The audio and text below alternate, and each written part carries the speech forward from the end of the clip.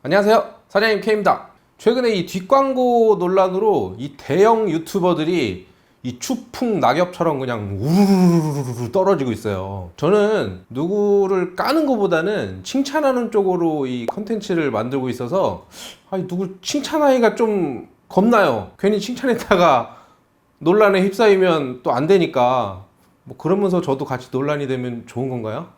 조회수 쭉쭉쭉쭉 빨기는 누구 까는 게 좋긴 한데 저는 그래도 칭찬하는 쪽으로 갈 겁니다.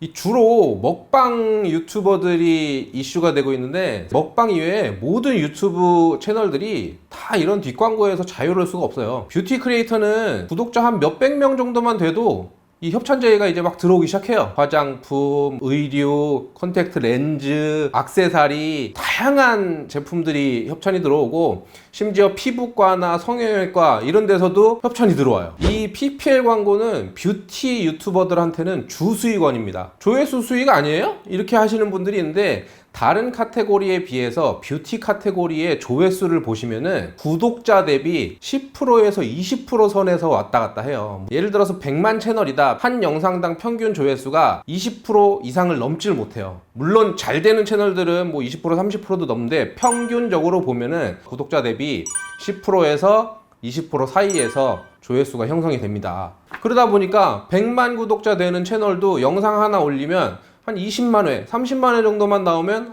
괜찮네 하는 그런 수준이 돼버려요. 보통 뷰티 채널들 일주일에 2개 영상 이상 올리는 경우가 거의 드물어요. 뷰티 채널들은 거의 대부분 주 1회 내지는 1.5회 이 정도가 대부분 채널들이 운영하고 있는 방식이에요. 그럼 현실적으로 100만이 아니라 10만 명 가량 되는 채널들 예를 들어서 제가 얘기를 해드리면, 구독자 10만 명 채널에 월 평균 채널 전체 조회수가 보통 30만 회에서 50만 회 사이, 적은 채널은 정말 10만 미만도 있고, 많은 채널이라 봤자 50만 회 이상, 월 수익이 50만 원에서 100만 원 사이가 책정이 될 거예요. 이 영상 길이라든가 광고 클릭률이라든가 뭐 이런 거에 따라서 채널마다 상이하기 때문에 이게 편차가 넓을 수밖에 없어요. 월 100만 원 정도의 유튜브 광고 수익이 들어온다고 쳤을 때 이 100만 원으로 채널 운영도 안 되는 거예요.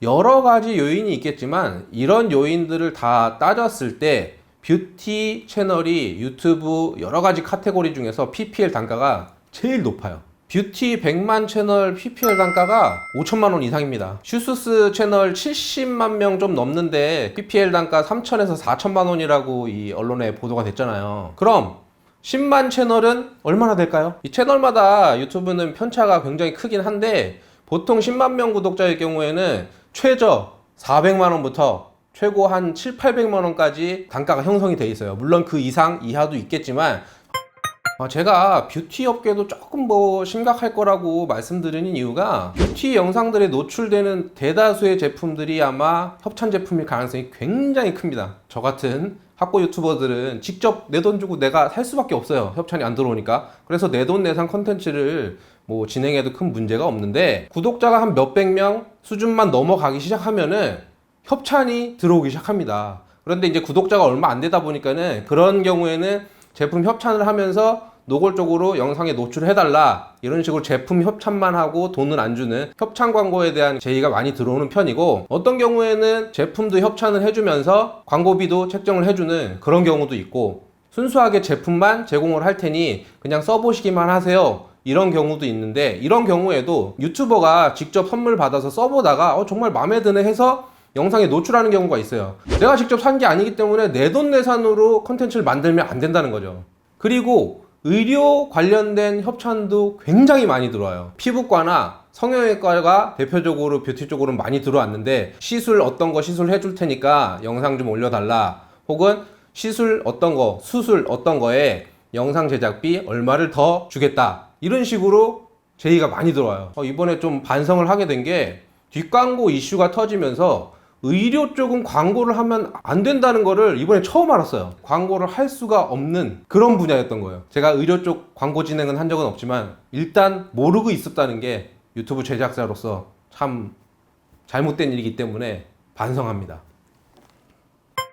디렉터 파이 채널도 최근 댓글을 보니까 뒷광고에 대한 의혹이 뭐 있는 것 같아요.